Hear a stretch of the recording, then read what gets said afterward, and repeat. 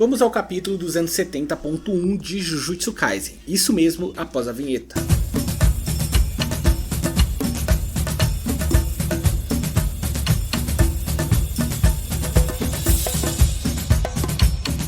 Olá pessoal, bem-vindos ao canal, Zonde aqui na voz, e antes de entrar no conteúdo desse vídeo, deixe seu joinha, se inscreve no canal, ativa o sininho, assim vocês não perdem nenhum vídeo novo. E bom, vamos ao vídeo. Sim, saiu mais um capítulo final que vem no volume 30 de Jujutsu Kaisen, intitulado 270.1, com alguns epílogos de alguns personagens. Então vamos lá, o capítulo começa com o nome, Ozawa Yuko.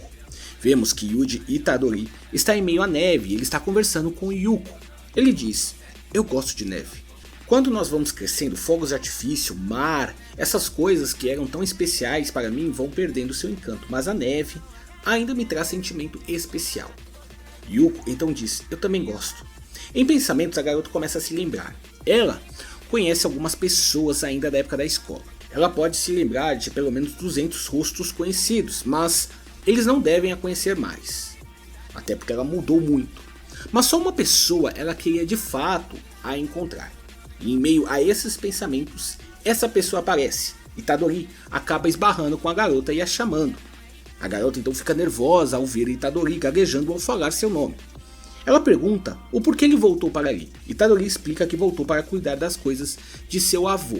Yuko diz que isso é coincidência, ela também voltou para pegar as coisas de sua avó, já que ela está indo para um asilo. Ambos conversam. A garota pergunta se ocorreu tudo bem lá em Tóquio. Itadori diz que sim, mesmo que ele estivesse ali bem no incidente de Shibuya. Mas ela em pensamentos diz claramente que está se referindo às cicatrizes que ele tem agora. Então voltamos à cena do início, onde ela pergunta para ele se ele ainda gosta de neve. Ele diz que sim, que misteriosamente a neve é especial para ele. Yuji diz que sabia que a Yuko estava bem porque ele perguntou isso para Nobara. Ela então fica muito emotiva em pensamentos por entender que ele se preocupou com ela perguntando algo assim para Nobara. Mesmo na neve, o clima entre os dois claramente está esquentando, com o olhar apaixonada de Yuko. Então vemos Nobara aparecendo junto com Megumi. Ela brinca com a situação dizendo que Itadori está a um passo de se tornar um adulto. Já Megumi, quebrando o clima, diz que as crianças nunca deviam conversar sobre suceder um clã. Fim do primeiro epílogo, claro, deixando no ar que ambos se envolveram. Então, quem queria esse casal, Gegaku também deixou subentendido que ele aconteceu. O segundo epílogo é do Panda. Vemos os netos de Yuta, ambos já grandinhos. Ela vê um panda em um depósito e fica encantada. O neto de Yuta diz que ela não pode simplesmente sair tocando nos tesouros de seu avô Yuta. Ele explica que dizem isso ser um cadáver amaldiçoado especial. Ele então muda de ideia sobre a fofura do objeto, dizendo que não quer algo assim tão sujo. Então do nada o panda começa a falar, dizendo que essa garota tem uma personalidade horrível, questionando se tratar de um neto do Yuta mesmo. Ambos os netos ficam em pânico. O narrador então explica. Após a Batalha de Feiticeiros de novembro de 2018, seu controle independente do tipo de observação mútua perdeu a função. Ele parou de funcionar em outubro de 2035. Depois de ser registrado no depósito da família Gojo, sua propriedade foi passada para Okutsu Yuta, o representante do chefe do clã. A neta de Yuta grita. Panda diz que eles são bem barulhentos. O narrador revela que, mesmo agora em 2080, ano em que a cena está se passando, o panda às vezes ainda se move. O epílogo do panda termina com ele pedindo para eles não gritarem em sua orelha. Epílogo de Kugisaki Nobara. Nobara se apresenta para sua irmã. Nobara fica em choque. Você veio ver a mamãe? Nobara diz que não, mas dá má sorte ignorar as últimas palavras de uma pessoa. Nobara diz que Nobara realmente se tornou uma feiticeira. Ela diz que não tem talento para isso, então a vovó sempre brincou mais com Nobara. Nobara a interrompe dizendo para ela parar com isso. Quantos anos ela acha que tem agora? Nobara provoca dizendo que o que falta na sua vida não foi o talento de feiticeira, mas o talento de um pai. Nobara conclui se ela ainda tem tanto medo daquela velha bruxa. Nobara diz: isso é tudo que você tem a dizer, Nobara? Você queria que eu reconhecesse-a, não é?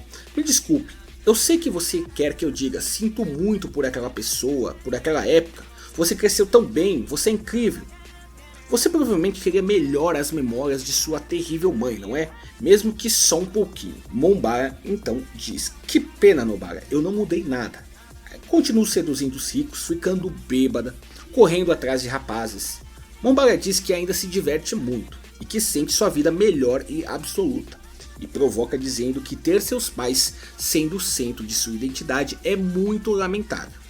Nobara, com um olho de raiva, diz que isso deve ter vindo de um planeta de gravidade diferente. E ela completa dizendo que não importa se com Mombara. Nobara disse que só está respeitando os mortos. E pensou que indo ali veria algo engraçado. Então ela diz, certo vovô? Então atrás de Mombara vemos a vovó dela com uma cara assustadora. Epílogo de Uralme, como ele acabou ao lado de Sukuna. Sukuna vê algo, diz, isso é. Uralme diz, eu não sei, sempre foi assim. Quando eu acordo todos ao meu redor estão frios. Papai e mamãe morreram assim por minha causa. Sukuna diz, venha comigo criança, ontem acidentalmente destruí o meu depósito de gelo, no caso a geladeira. Cuide disso para que a carne não apodreça. Uralme diz, hã? Sukuna diz, tudo fica frio, certo? Então faça isso. Uralme diz, olha, não é bem assim, não é desse jeito. Sukuna então fala, está com fome? É idiota, você tem carne bem aí na sua frente, apenas coma como você quiser. Uralme hesitando diz, então está tudo bem se eu... Sukuna diz, sim, tem um bom gosto.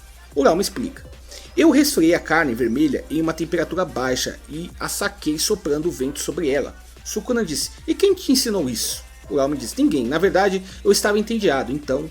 Sukuna pergunta, você sabe como cortar carne humana?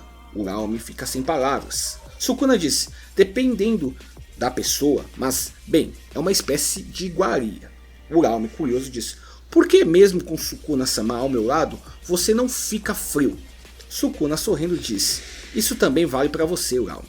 Por que você também não ficou frio estando ao meu lado? E essa foi a última página, o epílogo final de Sukuna e como ele está vivendo ali com o Uralme. E é isso, o que vocês acharam? Deixe nos comentários. Se gostou do vídeo, deixe seu like, se inscreve no canal, ative o sininho. Até a próxima, valeu!